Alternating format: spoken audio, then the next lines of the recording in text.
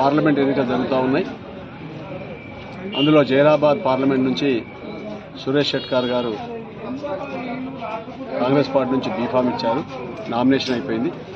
Election ప్రచారం start చేసుకున్నాం.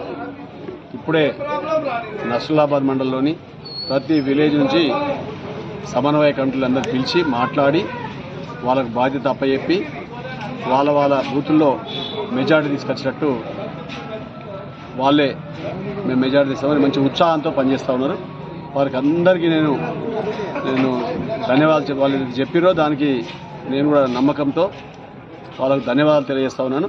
కానీ రేపు రిజల్ట్ వచ్చిన తర్వాత మీ గ్రామాలలో మీకు ఇండ్లు కావాలన్నా, పెన్షన్లు కావాలన్నా, రేపు జీరో బిల్లు 200 యూనిట్ల జీరో బిల్లు కావాలన్నా, సిలిండర్లు కావాలన్నా, రేపు రుణమాఫీ కావాలన్నా, ఇవన్నీ కార్యక్రమాలు కావాలి అంటే మన బూతుల్లో మన మెజార్టీ ఓట్లు తీసుకురావాలి. కాబట్టి కార్యకర్తలు అందరూ కూడా మేము కిందికి పోదామని చెప్పి అందరం మీదికే ఉంటాం, అందరు మెజార్టీ ఇస్తామని చెప్పారు. చాలా సంతోషం. ఇది నిలబెట్టుకోవాలని చెప్పి నేను కార్యకర్తలను కోరుతా ఉన్నాను.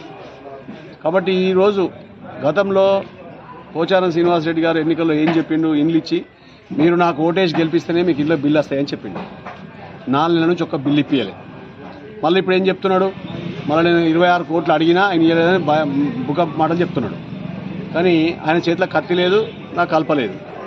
కాబట్టి ప్రభుత్వము కాంగ్రెస్ పార్టీ మనది ప్రభుత్వము, ఆ బిల్లు ఇప్పించేది మన బాధ్యత. ఎందుకంటే ఆ బిల్లు మొత్తం మెక్కేసిన వీళ్ళు కాంట్రాక్టర్లు ఆ బిల్లు డ్రా చేసుకొని దగ్గర పెట్టుకొని సర్పంచులు వాళ్ళు కొందరు వాడుకొని తమాషా చేస్తాము. ఈ ఎలక్షన్ తర్వాత వాళ్ళని నిలదీసి ఆ పైసలు ఇప్పించే బాధ్యత మనది, మన ప్రభుత్వానికి. రెండవది, ఎవరికైతే ఇండ్లు కావాలనో వాళ్ళకు కూడా ఇండ్లు ఇప్పించే బాధ్యత మనది. రేపు రాబో రోజుల్లో ఎవరికైతే ఇండ్లు గరీబులున్నారో వాళ్ళకి ఇండ్లు ఇప్పించే బాధ్యత మనది. ఆగస్టు 15 నాడు రుణమాఫీ కూడా చేస్తామని చెప్పి ముఖ్యమంత్రి గారు చెప్పారు. కాబట్టి ఖచ్చితంగా 2 లక్షల రుణమాఫీ కూడా చేస్తామని చెప్పి సందర్భంగా మనం చేస్తాము. ఇప్పుడు తోకా తొండం లేకుండా మాట్లాడుతూ ఉన్నారు. నిన్న కేసీఆర్ గారు 14 సీట్లు గెలిపియండి, నేను మంత్రి చేస్తాడు, నాగేశ్వరరావు మంత్రి అవుతాడట. ఒక్క సీటు గెలువురా నాయన అంటే 14 సీట్లు గెలుస్తా అంటున్నాను.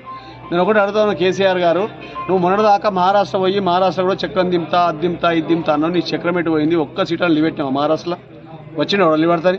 500-600 కోట్లు ఖర్చు పెట్టి వాళ్ళని చేంజ్ చేయించి వీళ్ళని చేంజ్ చేయించి ఏమో అవుతుంది. ఇక భారతదేశంలో నేనే చక్రం దింపుతా, నేనే అగ్రికల్చర్ మంత్రిని అవుతా, సెంట్రల్లో ఏమో అవుతా అని చేసినావు. లాస్ట్కు బోర్ల పక్కల పడ్డావు, నీ బిడ్డ పోయి జైల్లో పడ్డది. ఇప్పుడు మన రేవంత్ రెడ్డి గారు క్లియర్గా నిన్న కూడా ఇంటర్వ్యూలో చెప్పిండు, ఆ ఫోన్ ట్యాపింగ్ల విషయంలో తేలుతుంది. ఎంక్వైరీ అయినాక అందరూ ఆ కాళేశ్వరంలో కానీ ఫోన్ ట్యాపింగ్లో కానీ అందరి ఎవరైతే అవినీతికి పాల్పడ్డారో వాళ్ళందరూ పడతామని చెప్పిండు. ఖచ్చితంగా అది జరుగుతుంది.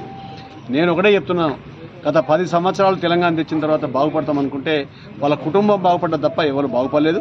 కాబట్టి నేను ప్రజలను కోరుతా ఉన్నాను, నస్రుల్లాబాద్ ప్రజలను కానీ బాన్సువాడ ప్రజలను కానీ కోరుతా ఉన్నాను.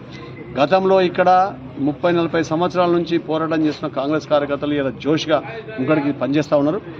వారికి ఓ ఉత్సాహం ఉంది. ఇలా ఎంపీగా సురేష్ షెట్కార్ని గెలిపించినట్టయితే రేపు రాబోయే రోజుల్లో మేము సర్పంచ్ గెలుస్తాం, ఎంపీటీసీ గెలుస్తాం, జెడ్పీటీసీ గెలుస్తాం, సింగిల్ విండో గెలుస్తామనే నమ్మకం వచ్చింది. కాబట్టి వాళ్ళు గట్టిగా పనిచేస్తూ ఉన్నారు. రేపు రాబోయే రోజుల్లో ఖచ్చితంగా ఈ బాన్సువాడ నియోజకవర్గంలో కాంగ్రెస్ జెండా ఎగురుతుంది.